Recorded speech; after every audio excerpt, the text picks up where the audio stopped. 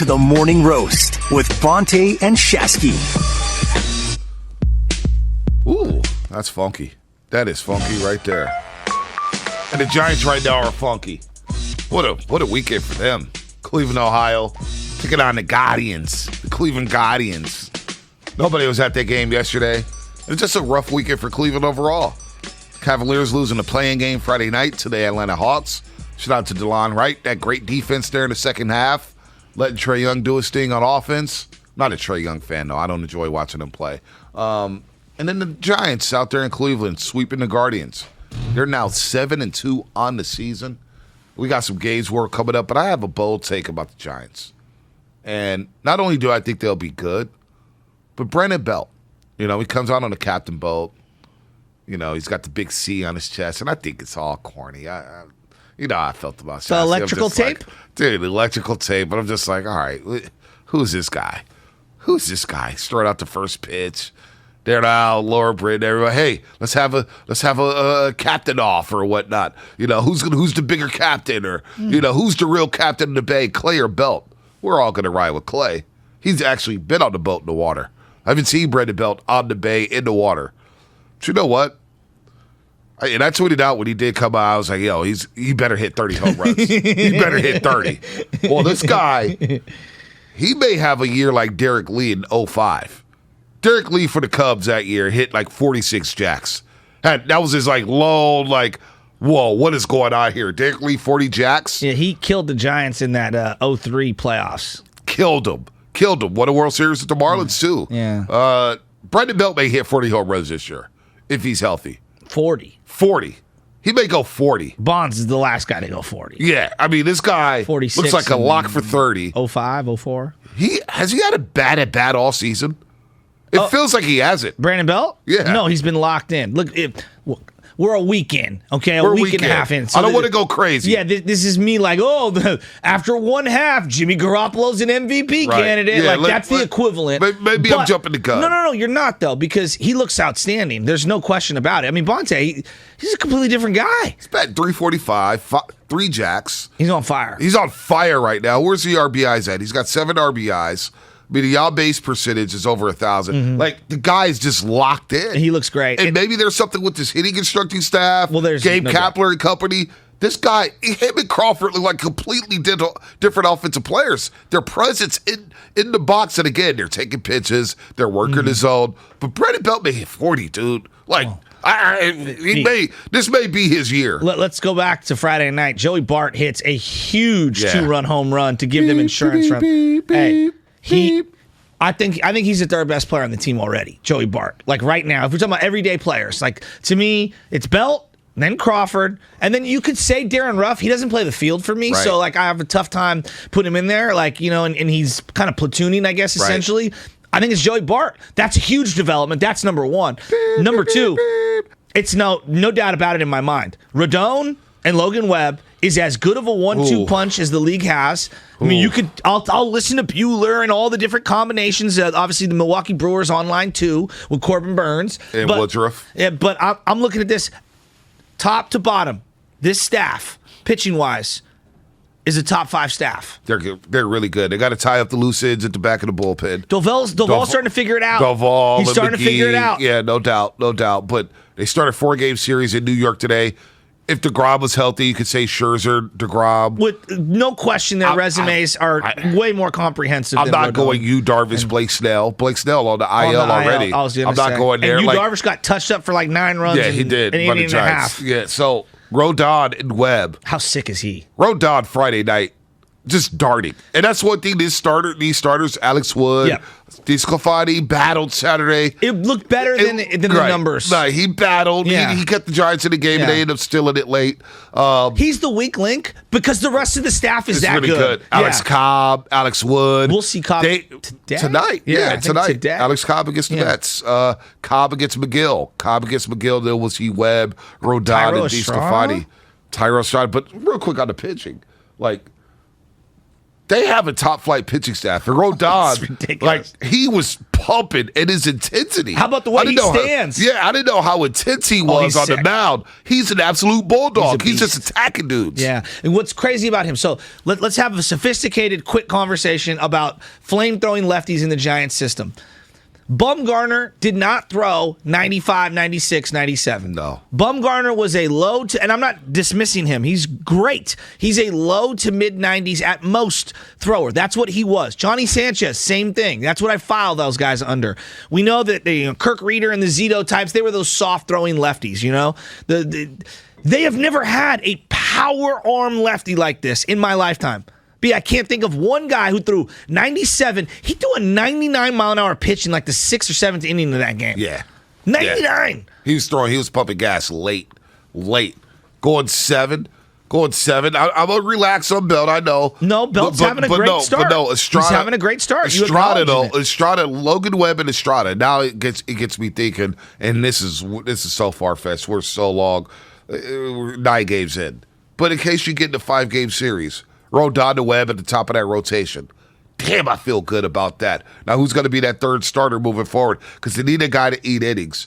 You know, you think about Wood, you think about DeSclafani, you think about Cobb. If I get 5 innings a night from those 3 guys. Oh, then you're money.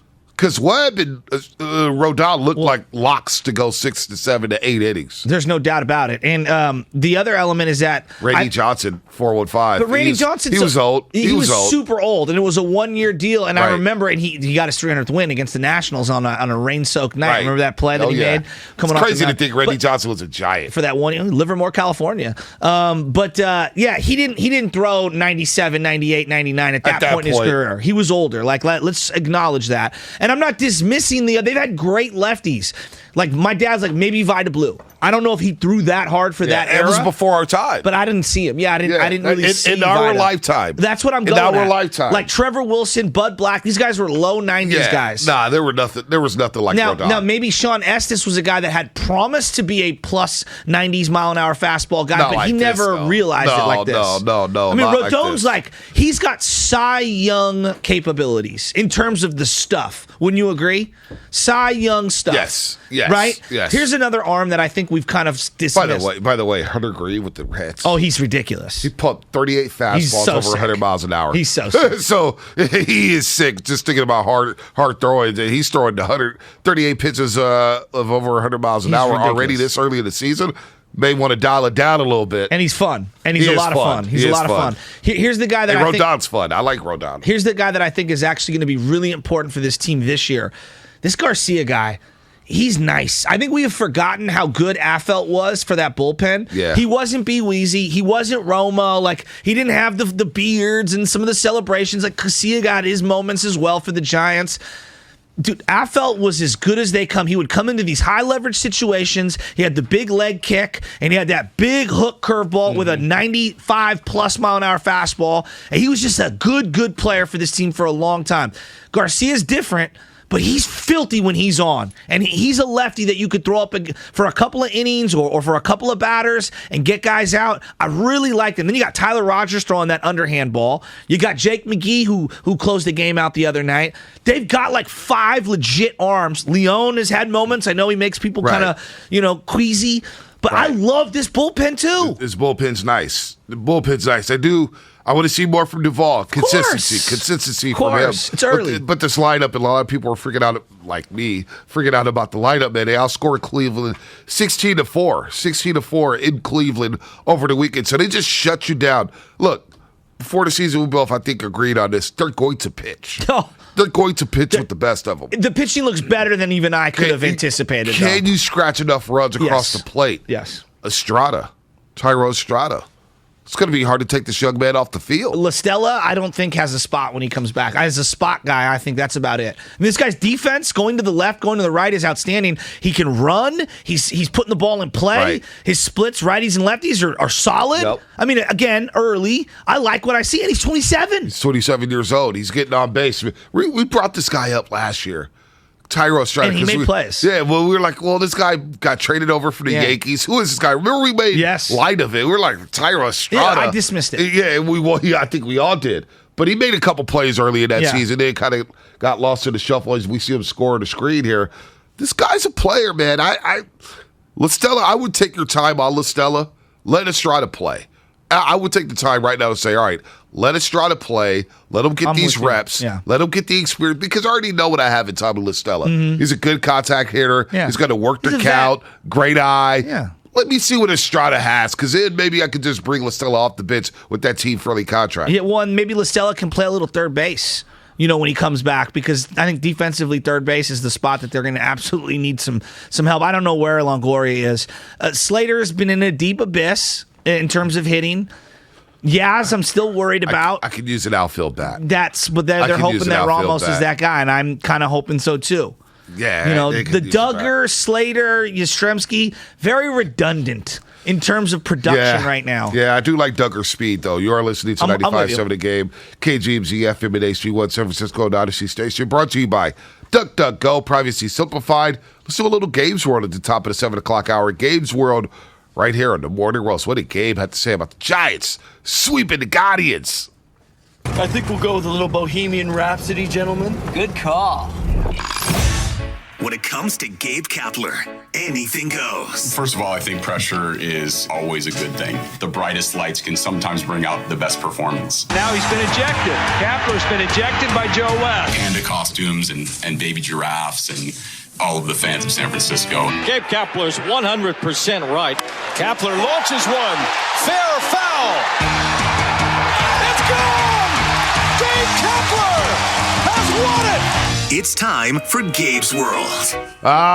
Gabe Kapler. He's not going to talk about the pitching here. He's going to talk about the variety in their offensive attack. Gabe, what did he say about offense? We had two guys swing the bat well in like Belt and Craw today. And Craw with the double and obviously Belt with the big homer. And then like Ruff continues to swing the bat well, just not getting rewarded quite as much. And obviously Estrada's been contributing all the way through. So, we saw a lot of that last year. A lot of our wins came on the back of several different players. It wasn't the same player every night. And we pride ourselves on having an unselfish group. And that means enjoying it for our teammates as well. So lots of contributors is definitely good for our club. Gabe Kapler, what you think about that, Joe Shasky? Gabe Kapler's just won me over, wholeheartedly. The guy can do no wrong right now. You and Mark Willard? Well, he's got the Midas touch. You have to give him credit where credit is due. If you're mad at Kapler at this point, you're not watching every day. Like, the proof is in the pudding. Everything this guy seems to be doing has been working. Now, once he starts to have missteps, I'll be here watching him, and we'll diagnose him. But right now, the body of work is overwhelmingly positive. So it's impossible for me to have any negative feelings toward Gabe Kapler. No, they look legit. This Yes, team looks they do. legit. It's early, very early, 9 games. But when you think about playing clean baseball, defense, yes, not throwing the ball away, throwing it all over the yard like Cleveland did yesterday, turning double plays, situational hitting, knowing when to run. I think the Giants are pulling out all the right stops, so they look like one of the better teams. This series against the Mets, this 4-game series, fun. It's going to be a fun one early on at Citi Field. It is. I'm really looking forward to this. And, you've obviously got the old school Mets unis, which I love, the old Giants font, number one, the orange from the Giants, the blue from the Dodgers. I have always hated the Mets. I don't know about you. I don't know if, 2000, I can't stand them. Yeah, I've always hated the Mets. I respect them, but I can't stand them. And they've been an overhyped franchise when you consider no doubt. how they haven't won anything since '86. Oh, they're a Jets field to me on ESPN. Yeah, they get disproportionate coverage. Oh, it's ridiculous, just as much as the Yankees. But they're 7-3, new ownership group, of course, from last season. Steve Cohen. The Mets look good. The Mets do look good. Right now, their run differential is a plus 26. Giants are a plus 23. So two of the better teams early on in the National League. I think the A's are like a plus 50. Oh, the A's 5-5. They're plus 10 right now. Oh, I thought they were up more than that. Maybe that's just after you omit the first couple of games. Toronto started smashing the ball over the weekend. Chapman had a couple hits against his former team. But look, baseball's off to a roaring start. Giants off to a big start. Big 4-game series for them. So we'll continue to dissect them as the week goes on. 4-game set starting in New York City, Queens, Citi Field against the Mets. That'd be a lot of fun as the Giants get off to a 7-2 start and sweep the Guardians. They've won 5 in a row. Dodgers have won 6 in a row, but How about the Warriors winning 6 in a row? 5 straight at the end of the regular season. They win their first playoff game against the Nuggets Saturday night. 58 years since we had a playoff game in San Francisco. First playoff game at Chase Center. It was rocking. Mostly due because of Mr. Money Time. Money Time! Money Time! Money Time! Now, people were going crazy, yelling at me, Shasky. Money Time! Saturday. Money Time! Hey, Bonta, were you on drugs Friday? Were you on drugs? You were hyped up. I was hyped up, man. The playoffs, Shasky. Playoffs are here. Come on. So awesome. It's too tame right now. No, it was awesome, man. They got to win tonight. You got to hold home court. Yeah, you got to hold serve. Like, as awesome as that game was, and Kerr kind of addressed this in the postgame, and I'm right with him. How many times have we seen a team get a big win on game 1, and then they come back, and it's game 2. They either lose game 2 or it's a tooth and nail game, as I call them, one where you're battling back and forth, and it comes down to a possession. I expect a better effort from Denver. And I just expect them to play better. All their role guys, this is the thing I keep thinking about. Jokic is a stud. All their role guys are like lesser than. So they're not going to play as well on the road, especially in a game 1 of a playoffs. I feel like tonight we're going to get some better performances from some of those ancillary pieces from the Nuggets. Yeah, I feel like they're going to come out desperate. They don't want to go down 0-2. 888-957-9570. Your key to the game tonight, game number 2. What adjustments can the Nuggets make against the Warriors in that small lineup? What did you think of the Warriors' allocation of minutes? Obviously, Steph Curry not starting the game. We kind of both love that metaphor, the message that he sends to the team, in that it's all about championships, and it doesn't matter if I'm starting or not. I'm going to do what's best for the team. But like Belly getting some run, I thought Belly had moments. Bia. Might be back in rotation. GP2 getting back in there. Obviously, Looney in and out. They kind of had a very tight bench. I liked it. Me I too. thought Steve Kerr pulled all the right strings Saturday night. Rotation. I don't think he left throughout the duration of that game, 48 minutes. I don't think Poole or Steph, one of those guys were on the floor. I love that. He staggered it so that one guy was always out there, and you have to. You have to. We were calling for this earlier this year. Yep. I mean, Steph's on the floor.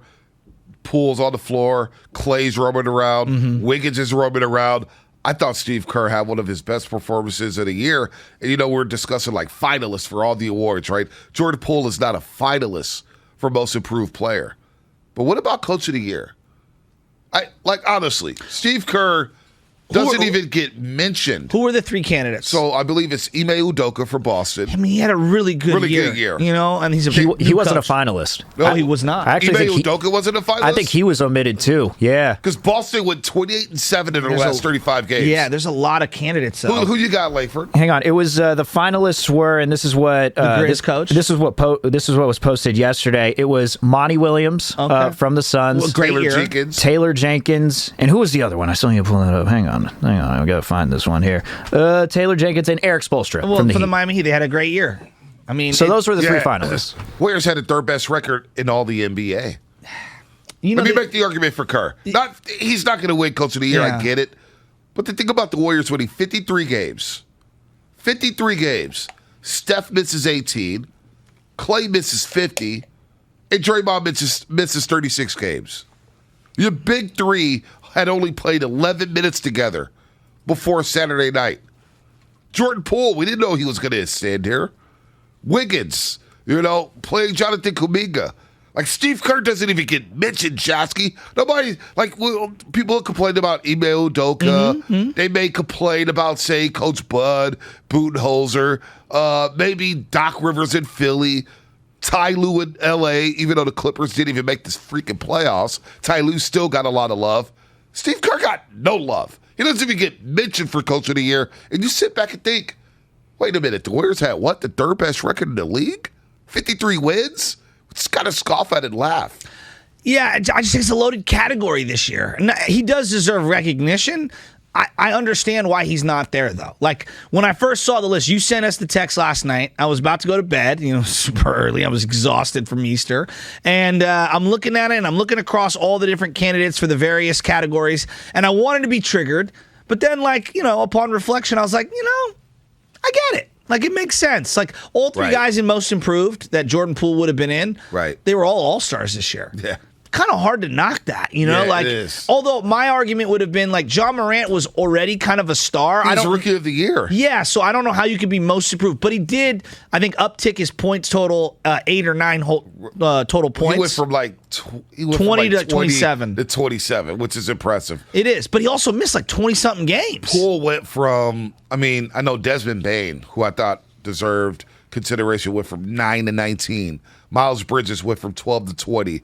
I don't know. We're nitpicking here, but not a single Golden State Warrior on these finalist lists. Well, so like going back to the coach thing, I just looked it up because I didn't know. Popovich, how many do you think he's got? Coach of the years? Yeah.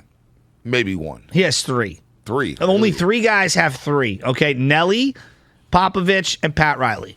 All right, and then you go down like how many guys have 2? Hubie Brown, Budenholzer, Mike D'Antoni, Cotton Fitzsimmons, Thibodeau, Gene Shue, and Bill Fitch. Phil Jackson didn't. He does not have 2. He's not on this list. Does he have 1? I think he has 1. Let me look. I'm looking at the Phil list. Jackson doesn't have more than 1 Coach of the Year. Isn't that kind of crazy? That is wild. That is wild. Del right Harris there. has 1. Mike Dunleavy has 1. Let's see. Del Harris and Mike Dunleavy. I don't see 1 for him. No. Wow, that's amazing. That is amazing. Let's go to Dirty real quick. Phil Jackson, Dirty. 95-96 won when they went 72-10. That's unbelievable. Dirty, we're going to get to you on the other side. 11-time champion. 888-957-9570. That is kind of wild. That is wild. What's your most impressive? What was the most impressive part about Saturday? The most impressive aspect of Saturday's game for the Golden State Warriors against the Nuggets as they take a 1-0 lead. We'll dive into it. Then get back to the Giants at 8 o'clock with Dave Fleming. And then back into the Warriors and Nuggets at 8:30 with Scott Hastings, the color analyst for the Denver Nuggets. That's all coming up. Brought to you by Whole Foods Market. Save on dinner favorites at Whole Foods Market.